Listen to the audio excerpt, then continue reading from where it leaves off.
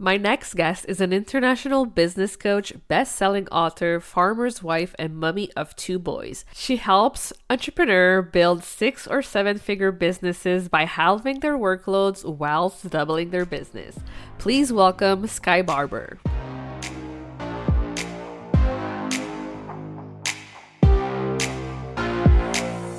Welcome to the Powerful Female Leaders Podcast. I'm your host, Anna Patricia Bourgeois, certified business coach. I am here to help you up-level, generate consistent wealth, increase your confidence, attract dream clients, and master your mindset so that you can fully own your power and achieve next-level results in your online business and beyond. Every week, a powerful conversation will take place with amazing guests, or I'll share from my experience to help inspire you to start and scale the business of your dreams while being powerfully you. The time has come to stop playing small, stop hiding, and stop waiting. Now is the perfect time for you to passionately pursue your heart's desire as the powerful leader you were born to be. Are you ready? Let's do this. Hello, everyone, and welcome to another episode of the Powerful Female Leaders Podcast. I am here today with the amazing Skye Barbour. Hello. Hi, thank you for having me. Yeah, I'm so excited to have you on. I know that you are a business coach, a best-selling author, and you're just amazing. And I just love following you. And I'm just so excited to get to know you. So feel free to take us on your journey. Oh, thank you so much for having me. I love speaking to like-minded women in business. So, oh my goodness, I can start at any point. Shall I go right back to the beginning of starting my business? Is that helpful? Yes. Okay, so I always knew that I wanted to have my own business right from being a child. And I think it was because I was so fortunate to grow up with very entrepreneurial role models all around me. And I just knew that this was like my calling. I was going to have my own business. But my parents worked really, really hard. We never really saw my dad. He was a farmer and had lots of different diversifications on the farm. He was always working to make finance to look after us as a family. And my mom had to give up her business dreams when she had 4 of us children, and she stayed at home to look after us. So I really saw 2 role models of like, you can either be a great mother and great parent, or you can earn great money. Doing the 2 was really difficult when you wanted your own business. So it was no surprise that my parents really encouraged me to take the amazing job that I was headhunted for straight out of university, because they believed that was going to give me the flexibility and freedom that I was looking for. I always knew that that wasn't where it was going to be long term, but I loved it in my corporate world, and I got to head up teams. I was running, I was in charge of teams of like 250 people, 45 million pound turnovers at the age of 27. So I had a huge amount of responsibility, big operations. It was great. It was like my own business within a business. So it kind of fulfilled lots of like leadership ambition I had. And the other thing about this UK organization is that it's a partnership. So everyone is like a co-owner of it. And it's very much the ethos of the work. It's like everyone has to think they're an owner of the business. So it ticks so many boxes and I loved it. But I had a burning desire for more. And when I told my family and friends, like, that's it, I'm going to start a business, everyone thought it was in my best interest to talk me out of it. It doesn't get any better than this, guy. Like, why would you leave this employer? Think of all the amazing benefits you get. And yet I knew I was hungry for more. But just like anyone who wants to start a business, but doesn't actually know exactly how they're going to start a business, that transition of what is the best idea and actually starting it took a lot longer than I wanted. And it was 3 years from deciding like, I'm going to leave, to actually handing in my resignation, which is quite a long time. The critical voice came out and basically every idea was not good enough and it wasn't perfect and it could fail. And one thing I've learned in business, having left, is that failing is just the norm. Like, you have to try things, you have to give things a go. And then we have to learn from our mistakes and failures and keep moving forward. I then found out I was pregnant, which was really happy news. But I had this idea. I'd handed in my resignation. I wasn't 100% convinced on this idea, but I just wanted to get out. And I remember my dad saying to me, I don't think this is a good idea, Skye. I was like, oh, which bit? It's like having a baby and leaving your job and starting a business. I was like, well, Dad, I'm 5 months pregnant. I've left my job and I am starting a business. So this advice is great, but it's like too late and it doesn't really help right now. So there I was, wanting to take my ideas and take them into action. And I've been really fortunate. Like in corporate, I had kind of dabbled on the side, so I knew I could make money.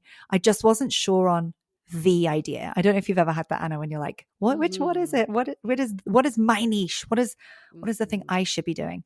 So it took me probably a year to get into the rhythm of deciding like, okay, what is it that I want to do? I found myself falling down the trap of this is what I think other people think I should do, rather than this is what I really want to do. So I ended up teaching public speaking. I ended up working in with other corporates.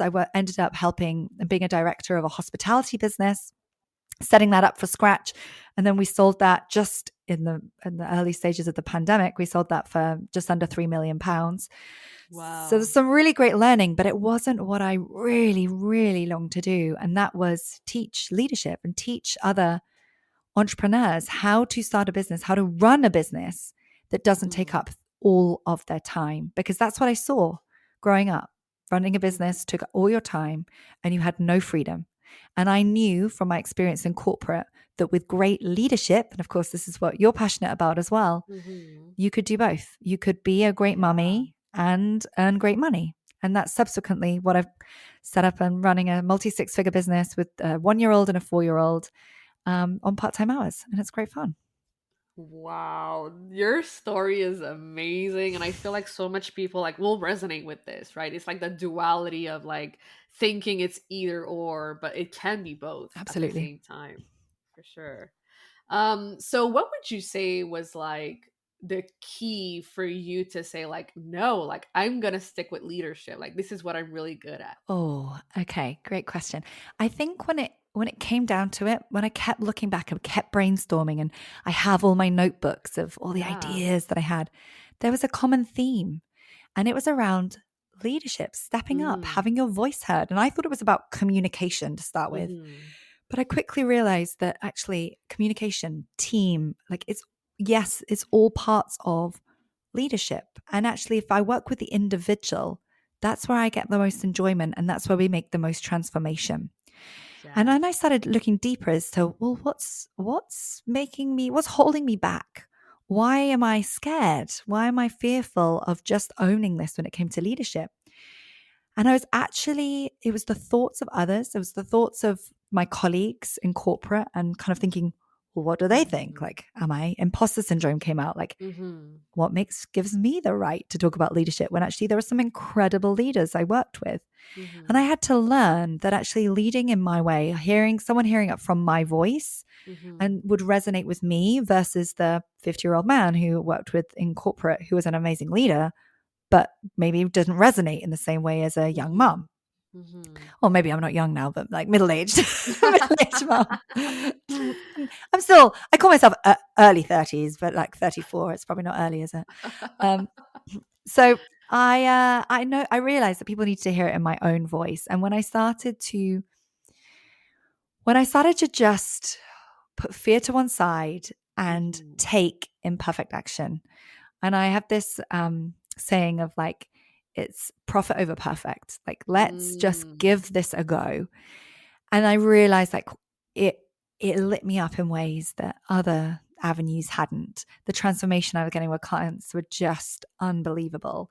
And the more I've trusted my own instinct, the more I have connected with clients and the more my business has grown. Of course, I did Mm. some wonderful mindset work and some inner work as well. And then I've really used different practices of NLP and kind of brought it into my own work too, and meditation into my own practical work of leadership. So from doing this and finding this out myself and really like taking the steps myself, I now help clients on a similar journey. I love this so much. And yeah, you're so inspiring. And I know in my heart that like what you did here and like you choosing yourself and choosing your passions is like a ripple effect as well on the Yeah. world. For Oh, sure. thank you. Thank you. I was scared. Like I maybe I don't know, maybe it sounds silly, but I was genuinely worried because leadership used to seem such a corporate word Mm-hmm. as well. Mm-hmm. And I would naturally talk about delegation and management and leadership.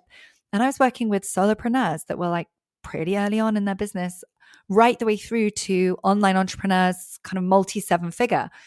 And I wanted to try and change it so much. And when I actually just stopped thinking about what does everyone else think I should do, or more importantly, what are my perceptions on what everyone else thinks I should do, and what is it, heart of hearts, I really want to do, and let's just go with that. When I Mm-hmm. started building a business my way, that's when it all came together, and it's having like a compounding effect. It's all like building once, and it's like, oh yes, this is even in the last few months, I've just restructured my business, brought out a whole new program. I closed my best-selling course. I closed my membership. And the more I follow the way I want business to go, rather than looking at all the gurus that are 10 steps Mm-hmm. further than us, the more successful my business is becoming. And the happier I am running it. Wow. Yeah, this is key. I feel like we have to look at ourselves and be honest with ourselves and say, like, no, like, I want to run this way and like make those decisions that are not necessarily easy, but that we know is going to serve us in the long run, for sure. Absolutely. So, having worked with like solopreneurs and CEOs, like, what would you say is like the biggest, mindset block that keeps coming over and over for them? It's what I find fascinating about this work is that it doesn't matter if you're quite early to business or Mhm. whether you are in the, properly scaling towards 8 figures in business. The mindset Mhm. challenges are so similar. You might be looking at it in a Mhm. slightly different lens, but the challenges are so, so similar. And let me talk about what those are. So Mhm. the challenges I see when in our line of work, I see a lot of people say that, we get in our own way, which we absolutely do. And I am not immune to that. But so often we look at the past and say, okay, what is it about our history that has led us to believe that we can or can't do something? What Mhm. I believe is that we can look to our future and see what is it about the future that is getting in our way in terms of our own success. And when I work with my one-to-one clients, we spend a lot of time looking at our future self and seeing like what do we need to be the next level of leader. And what plays out is something I have named the freedom blocks. So there are Mhm. 4 different blocks that get in our way that kind of act as like obstacles on our path to freedom. So we believe like we want often to start our business for freedom, like financial, time. We want freedom to choose what we do. We want clarity of our business. And yet we put things in our way that actually makes freedom really challenging at times because to Mm. be that leader with freedom means that we have to adapt and change our way of working. We have to grow. We have to grow a team. We have to delegate. We have to systemize all these things that actually, when you haven't done it before, can be scary. So Mhm. instead, we put these freedom blocks in subconsciously that get in our way. So if I talk you through the 4 freedom blocks, the 4 things I see for entrepreneurs, the first one is the responsibility block. So this is the belief that everyone comes before you. So you're the one who's like Mm. taking work on for clients, taking work on for family, saying, I'll do that, that's fine. Oh, that'll only take me 5 minutes. 5 hours later, you're still working at it. So that's the responsibility block because you spend the whole time looking after everyone else. You can't possibly put your dreams first. It feels Yeah. selfish. The second one is the critical block. I got stuck in corporate for 3 years, not starting my business because of this. Nothing is perfect. No idea was perfect of mine. So we're so critical on everything being like absolutely right that we don't take action or move forward. And so we Mm. stay in the weeds of our business and it's impossible to delegate effectively or share to our audience new ideas unless we've got every inch of detail sorted. So that's the critical Mm. block. The third one I see is the independence block. So that is the belief that we have to do everything ourselves. So we are logical, we are resilient, we're the ones that don't get emotional by things. In a crisis, everyone relies on us. COVID, we Mm. took it on our, we did everything for everyone. But our shoulders get so big, like trying to do everything for everyone, that actually we end up burning out super easily. Mm. Mhm. And the fourth block I see is the busy block. So we just keep ourselves in our to-do lists, busy, busy, busy, busy, busy. rather than actually slowing down and seeing what's really going on here. How do I get things out of my head? How do I put the foundations to grow the business in place, like systems, and take a step forward? So all these 4 freedom blocks show up in our life and they get in our way. They become big boulders on the path to growing our business and being able to step up and being a leader. And by accessing our future selves, we're able to see what's coming up for us and therefore able to put in place both the practical and the personal side of things to overcome it. So it's a long-winded answer to your question, but essentially we put ourselves last, we keep ourselves busy, we take way too much on and don't get help. And then we're super critical of ourselves. And it doesn't matter whether you are starting out or growing an 8-figure business, those 4 things will show up for you at different points. Everyone has a particular preference, a particular one that plays out the most, but those 4 things will come up. Wow. My mind is blown right now. I've definitely seen all of these in my clients and myself as well. Yeah, this is really good. Thank you for sharing all of this. Not at all. I'm sorry. I'm a talker, and you'll have to zip me up. I love that. I love how you express yourself, and I love this so much. Thank you. I just get so passionate. Yeah. It's so passionate about it.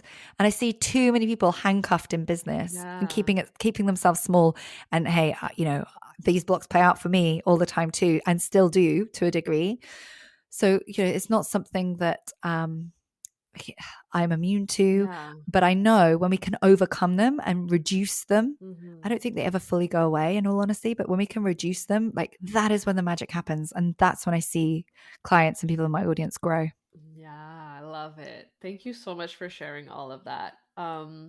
So what would you say is the biggest accomplishment that you're just so proud of? I want to celebrate you. Oh, okay. Well, this isn't going to be the shortest of stories, as you might imagine, Anna. So in short, last year, I had my second child, and I had 6 weeks completely blackout from the business, didn't do a single thing. And we had our most successful period to date. Wow. So that in itself, I'm thrilled with. However, if we just take our minds back to last year, although it's all a bit of a blur with COVID, as it seems to be the never-ending pandemic, but we had in March, I think it was, the pandemic had hit. And at that point, 80% of my business was with offline clients, a lot of it in person and done for you services. The pandemic hit, I had £12,000 worth of invoices outstanding, and all my recurring income dropped. Everything shut, everyone stopped. And I felt it was only fair just to cancel those invoices. So I cancelled £12,000. I stopped all recurring payments in my business. And at the time when it came to leadership, I was really known for team and really known for outsourcing and team building. Who wants to do that in a recession and a pandemic? Yeah. No one. So there's me, I can't remember how many months pregnant I was, 4 or 5 months pregnant. Business that was going really well, but just had a sudden drop off a cliff. I had a very small team around me who I needed to pay the wages of, and myself, baby coming, determined to take a maternity leave, and yet wasn't sure how I was going to do it. So within that space of time, and what I wanted to also say was my first son was 9 weeks premature. So this one, I was being told the whole time, it's going to come early, it's going to come early. So I had a ticking time bomb of this baby coming early. And I wanted to be able to create some consistent cash and some security within the business.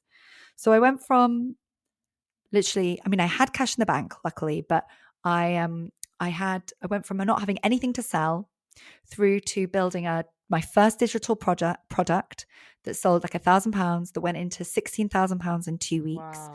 That went up to £50,000 in I think the first 6 weeks or 8 weeks, and it escalated from there. And it grew to be a 6-figure product. Not just in true transparency, not the £27 offer. That was part of the funnel, but what went into my first group program. Then off the back of that, I did masterminds and various things, but it all started with that critical block being thrown to one side, stepping up and deciding now is the time to do a digital product. So what I'm most proud of was when my back was against the wall, I wanted to create this maternity leave and I had nothing that I thought of that was going to be any in my toolkit that was going to be useful for clients at that time. I pivoted. We had a really successful period and I was able to take 6 weeks off and all my clients were super happy during that period. Wow. Incredible. Thank you. So I ask this to everyone who comes on the podcast, and I'm very curious to know your answer. What does being a powerful leader mean to you? Stepping into our power as a leader can look different for every individual. And it's really important that we do it our way. However, and we play to our strengths. However, in my 15 plus years of experience with leaders, there are 4 key themes I see with great leaders. The first thing is they have a vision. They're the captain of that ship. We know the direction we're going in. So really, really clear vision. The second thing is that they are courageous with change. Change happens. Sometimes we get it wrong. Sometimes something doesn't work. But if you're courageous and bold and can make changes and adapt, you're good. The third thing I see is that they drive profit.